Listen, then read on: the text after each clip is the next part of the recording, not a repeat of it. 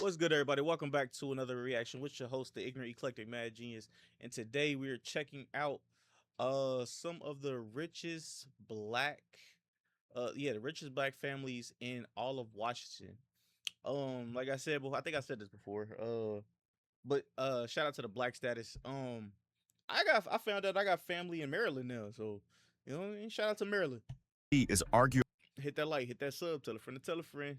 Let's do this on the road to 1,000 subs, man. 500 first, but yay. Oh yeah, shout out to the Facebook people. Hey, shout out to y'all too. the most powerful city on Earth. But have you ever wondered about the people who actually own this city? We're talking a woman who turned one radio station into an empire that now shapes how 25 million people vote. A kid who bought his first company at 16 with hog farm money. And a Really? family that secretly runs the tech I behind know the about him. CIA, Yeah, I know about the him. FBI, and the Pentagon. Let's get into it.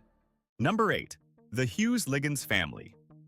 We're kicking this off with a story so Hughes-Liggins. raw, so improbable, and so genuinely inspiring that it honestly should be taught in every business school in the country.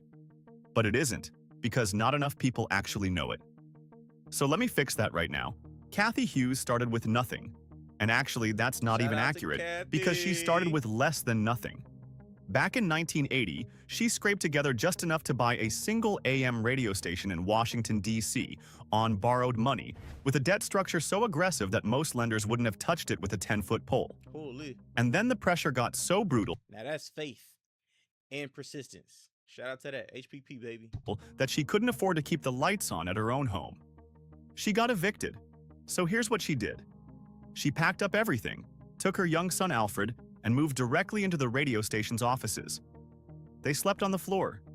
She cooked meals on a hot plate, and she worked 20-hour days to keep that station alive, building an audience one single loyal listener at a time. Shout out to her, bro. That's dope. Now look at what that one station became. Urban One. It's called Urban One today, a publicly traded media giant spanning 55 radio stations, TV One, a whole digital network reaching over 25 million listeners every single week.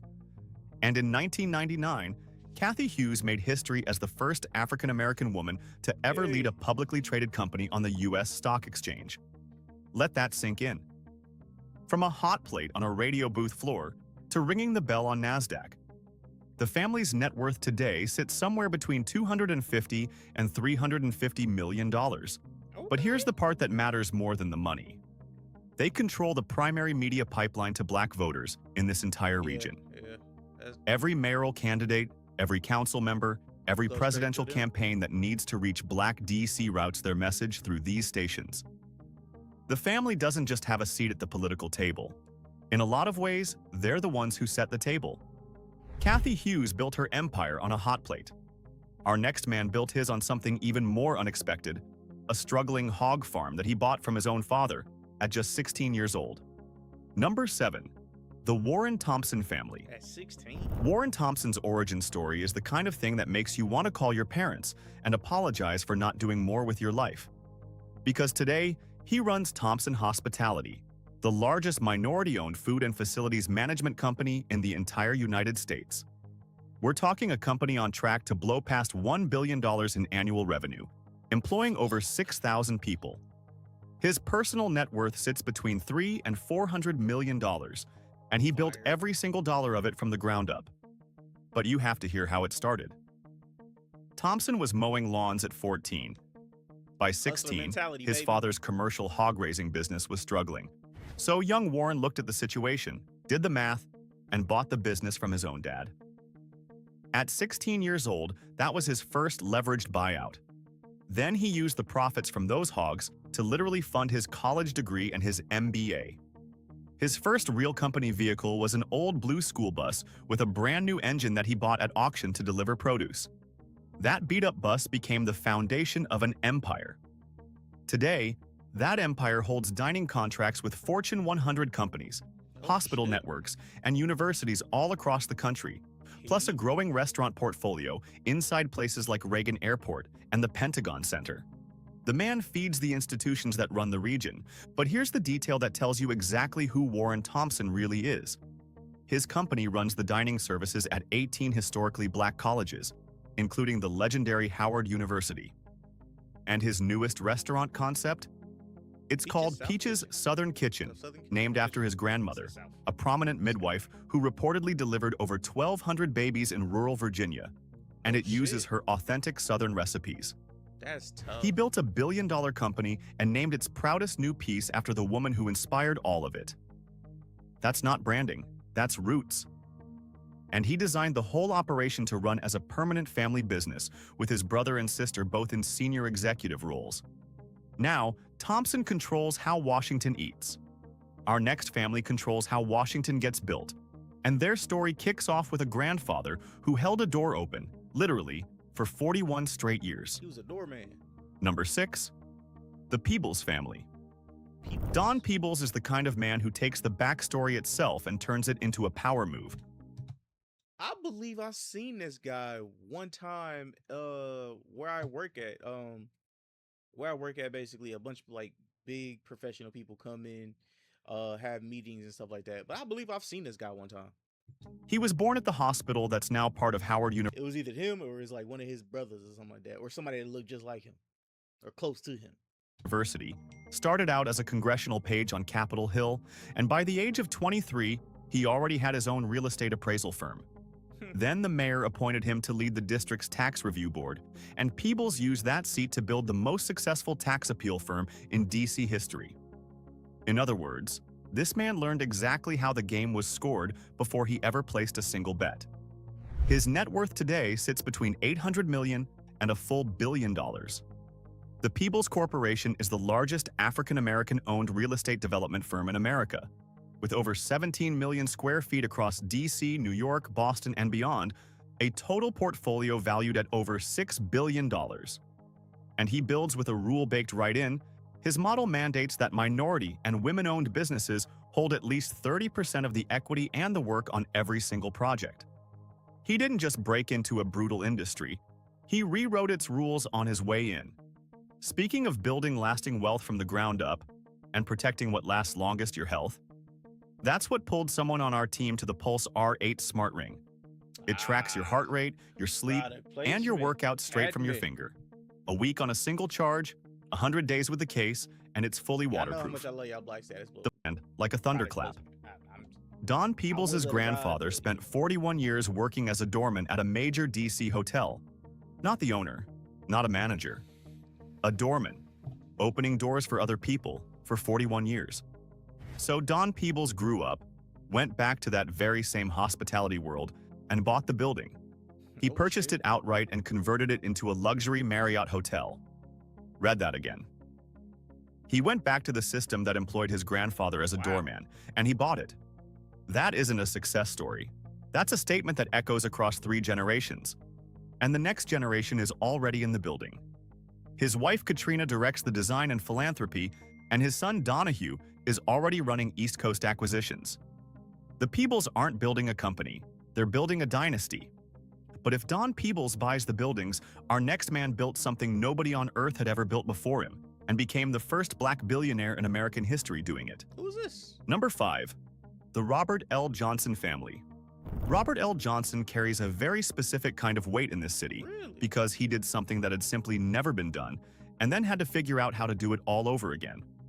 In 2001, after selling black entertainment television to Viacom for $3 billion, Johnson officially became the first African-American billionaire in United States history. And get this, he built BT right here in Washington, D.C., from a $15,000 personal loan. 15 grand turned into a $3 billion cultural institution. His fortune today is estimated at around $1 billion, built mostly through RLJ Lodging Trust, a publicly traded company that owns 96 hotels with roughly 21,000 rooms across more than 20 states. But the man didn't stop at media and hotels.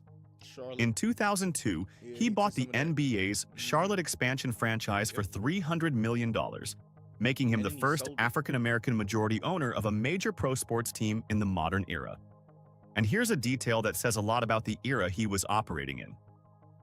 When Johnson bought that team, there was no established pipeline of black institutional money to invest alongside him. No big HBCU endowments writing checks, no black private equity giants at that scale. He was basically out there alone, a pioneer with no map. He eventually sold the controlling stake to Michael Jordan in 2010. But make no mistake, the team existed because of his vision first. The infrastructure to fully back a man like him just didn't exist yet. Then there's the chapter that reshaped two empires at once. His 2002 divorce from Sheila Johnson resulted in a $400 million settlement, one of the largest in history. And both of them walked away and built separate massive empires, which is either the best or the worst We covered that. We covered this on another one. advertisement for marriage you've ever heard, depending entirely on how you look at it. Today, Johnson still steers RLJ as executive chairman and remains one of the most sought-after voices in the country on black business and access to capital. And that $400 million settlement? It didn't end a story. It started a brand new one. Because the woman on the other side of that deal was about to build a billion-dollar empire that was entirely, unapologetically, her own. Number 4. The Sheila Johnson-Newman family. Sheila Johnson's story is really two stories. There's what she built alongside someone else, and then there's what she built the very moment she decided to build alone. And trust me, the second story is by far the more interesting one. After co-founding BET and walking away from that $3 billion Viacom sale, Sheila did not sit still. In 2005, she founded the Salamander Collection, a luxury hospitality brand built entirely on her own vision, her own taste, and her own money. The crown jewel is Salamander Middleburg, a Forbes 5-star resort sprawled across 340 acres of Virginia horse country, one of the most exclusive luxury escapes on the entire East Coast. Her personal net worth today sits at $1.2 billion, and here's the key. Every dollar of growth since the BET exit is 100% her own. Her DC power play came when she snapped up the former Mandarin Oriental and rebranded it as Salamander Washington, D.C., instantly making it the go-to venue for diplomatic summits in the capital. And then there's the sports, which is genuinely historic.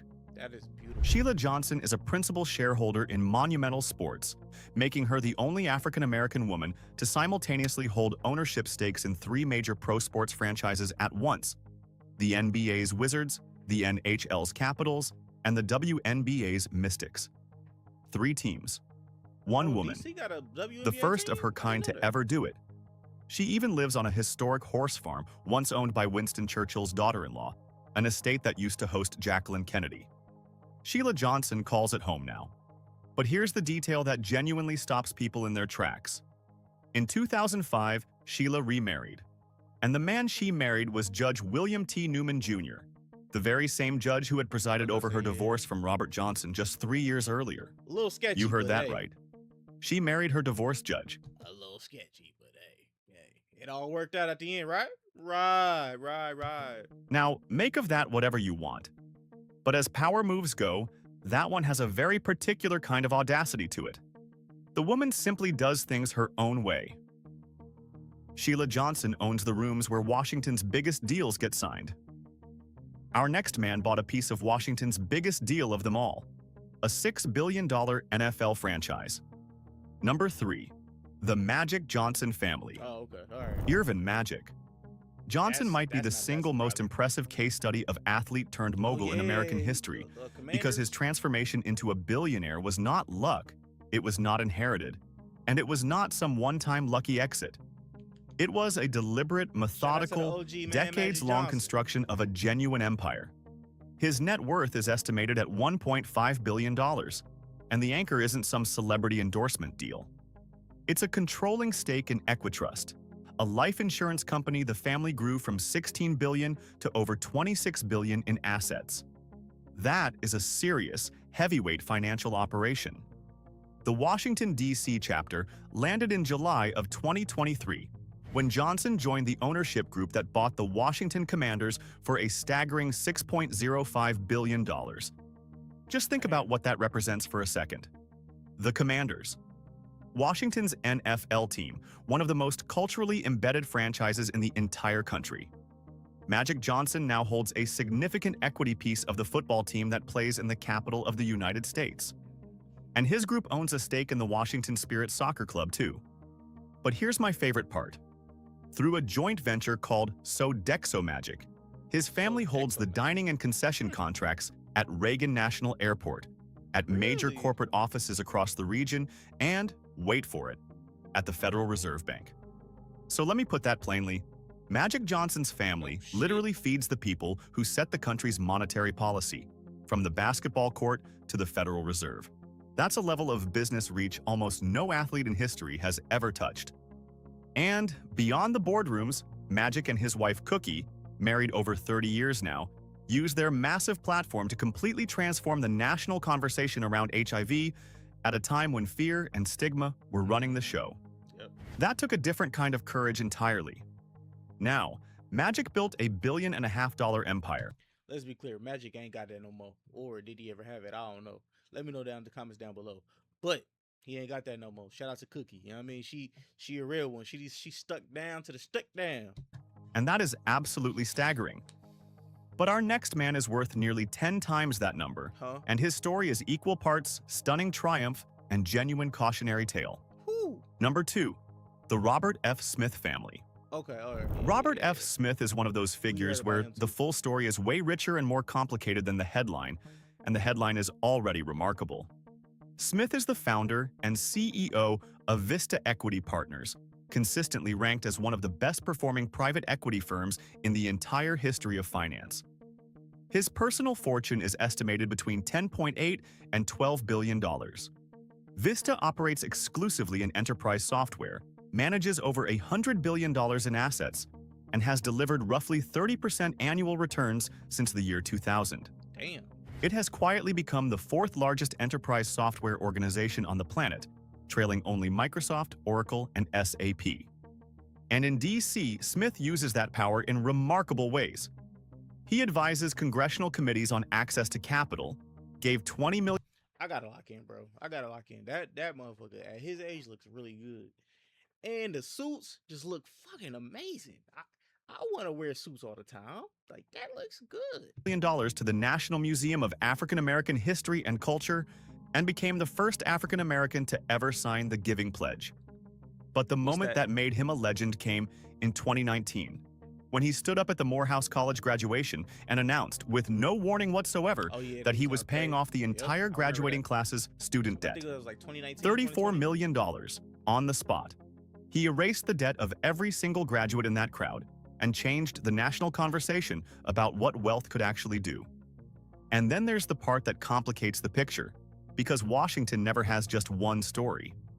In 2020, Smith entered into an agreement with the Department of Justice to resolve a tax investigation, paying a record penalty of $139 million tied to offshore accounts. He avoided criminal charges by cooperating as the key witness in what became the largest individual tax fraud case in American history. So the same man who wiped out a college class's debt also wrote a 9-figure check to stay out of a courtroom. Triumph and cautionary tale, living in the same person. Money talks. Here comes the money.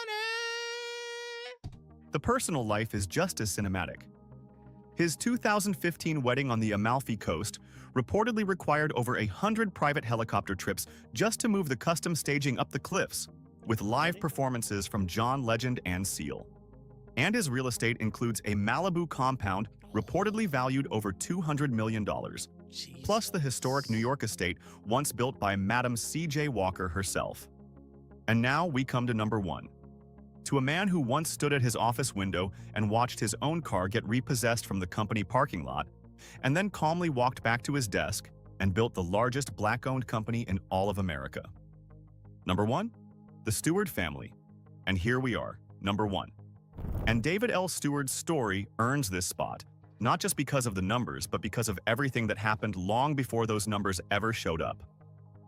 Stewart grew up in a small, segregated town in Missouri, in a household without indoor plumbing, facing the kind of structural disadvantage that stops most people cold before they ever even start. He didn't start. He started anyway. He founded a company called Worldwide Technology in 1990, and in the early years, it nearly died.